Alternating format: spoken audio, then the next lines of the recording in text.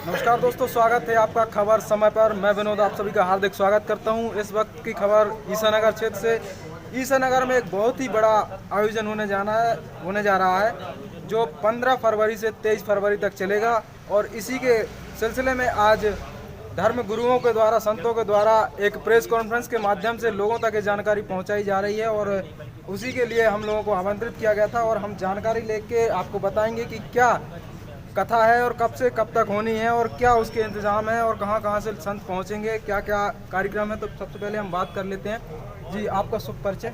मैं शंभुदयाल चौधरी, रिटायर्ड शिक्षक। अपने यहाँ जो ईसानगर में कार्यक्रम हो रहा है 15 फरवरी से 23 फरवरी तक, इसमें तन भी पवित्र हो रहा है, मन भी पवित्र हो रहा है, धन भी पवित्र हो रहा है। तन पवित्र सेवा किए, मन पवित्र किए ध्यान और धन पवित्र दान से। तो यहाँ पे हमको तीनों प्रकार से तन मन धन से सभी को सहयोग करना है, क्योंकि बुंदेलखंड में ऐसा पहली बार कार्यक्रम हो रहा है कि जहाँ पर अंतर्राष्ट्रीय कथावाचक सिद्धे पंडित श्री शिवाकांत जी महाराज के द्वारा श्रीमद् भागवत का हम लोगों की कथा सुनाई जाएगी। 108 श्रीमद् भागवत पाठ मूल पाठ होंगे, पंचकुंडी विष्णु महायज्ञ होगा और संतों का आशीर्वाद, जगत गुरु शंकराचार्य जी आएंगे।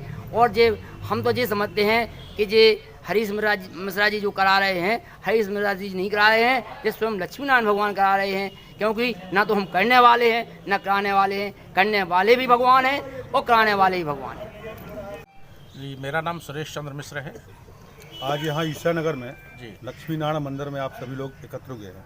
क्या उद्देश्य है, क्या योजना है, पूरा विषय बताइए। लक्ष्मी नारायण भगवान की जय, यज्ञ भगवान की जय।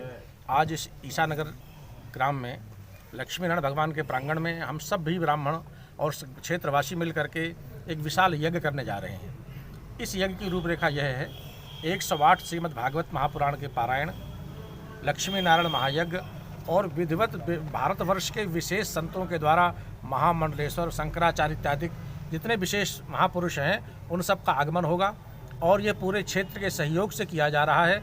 इसमें हमारे पूरे छतरपुर जिले के और भी अन्य प्रांतों के भी ब्राह्मण इसमें भाग ले रहे हैं। विशेष रूप से छतरपुर जिले के जो प्रतिष्ठित ब्राह्मण हैं आज आपके सामने सब विद्यमान हैं।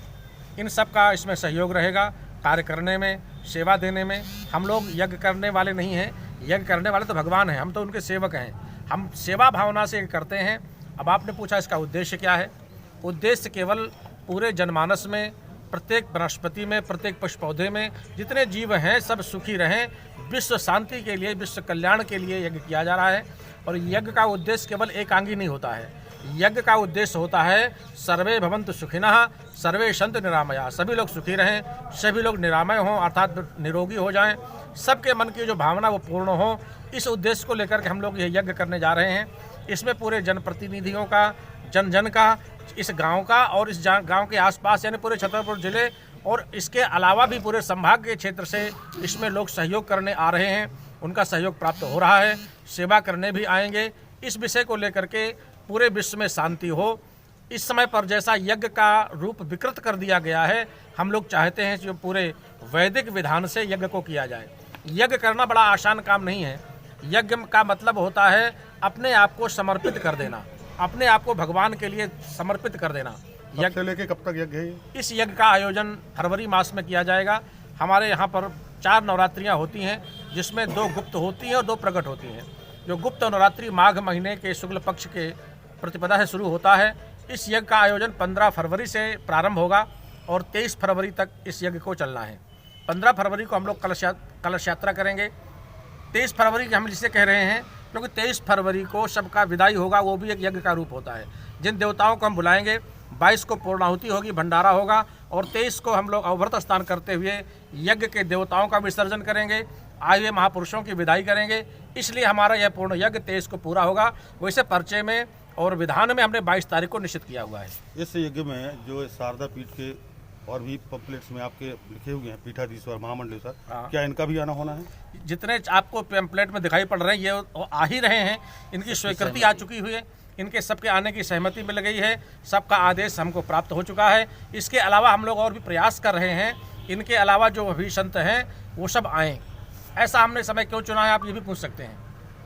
इस समय को चुनने का हमारा मूल उद्देश्य यह है, हमारे यहाँ पर माघ मेला प्रयागराज में चलता है और पूरे भारतवर्ष के साधु संत विद्वान माघ मेले में आते हैं और माघ मेले की जो यात्रा होती है पूरे संत 1 महीने नहीं रहते हैं, कोई 10 दिन रहता है, कोई 5 दिन रहता है, कोई आ जाता है, कोई कल चला जाता है। तो जो संत आएंगे हम उनके भी प्रार्थना करते हैं, वो सब आने वाले हैं वहाँ, वो यहाँ पर भी पधारेंगे, उन सब की हम लोग सेवा करेंगे यथाउचित और सबका सम्मान आशीर्वाद लेंगे, जिससे हमारे पूरे क्षेत्र का कल्याण हो, पूरे जनमानस का कल्याण हो और यहाँ के जो किसान हैं उनके लिए अन्न की वृद्धि हो, पशुओं में दूध की वृद्धि हो और जनमानस में जो विकार पैदा हो गया है, नशा इत्यादि, सबके मन में प्रेम भावना जागृत हो। इस उद्देश्य का लेकर के हम लोगों ने इस यज्ञ का आयोजन करना निश्चित किया हुआ है। इसी तरह की और भी खबरें जानने के लिए बने रहिए हमारे साथ और देखते रहिए खबर समय पर। नमस्कार।